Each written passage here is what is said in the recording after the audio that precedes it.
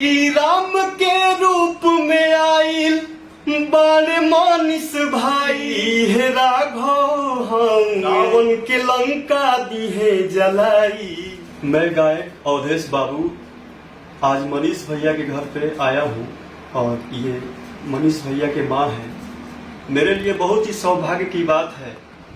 मैंने मनीष भैया पे अपने दिल की आवाज़ चंद लाइनें लिखा हूँ और गाया भी हूँ, जो आप सबको भी लाइव सुनाना चाहता हूँ।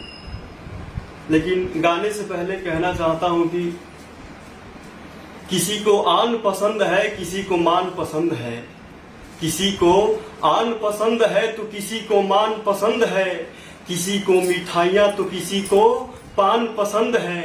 हम तो हिंदुस्तानी है यारो, हमें हिंदुस्तान पसंद है। श्री राम के रूप में आइल बड़े मानिस भाई।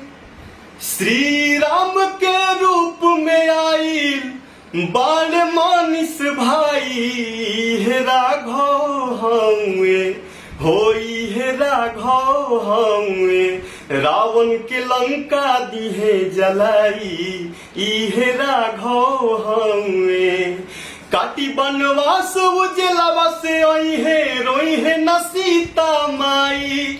काटी बनवास उजलावा से आई है अरे रोई है न सीता माई।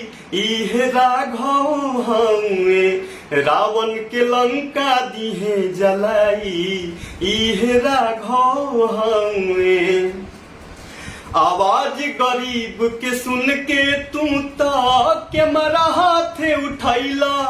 शेर जस गर्जन कांधे पगम छा बिहार के लाल कहैला। आवाज गरीब के सुन के तू तो कैमरा हाथे उठैला। शेर जस गर्जन कांधे पगम छा बिहार के लाल कहैला। क्षण भर खातिर आंधी आइल बा दिया नहीं बुताई।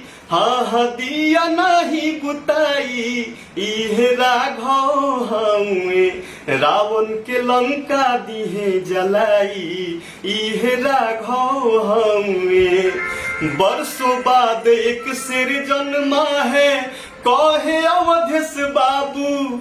लाख कोशिश दुश्मन तू कर ले कर न पाएगा काबू। बरसों बाद एक शेर जन्मा है कहे अवधेश बाबू। लाख कोशिश दुश्मन तू कर ले कर न पाएगा काबू।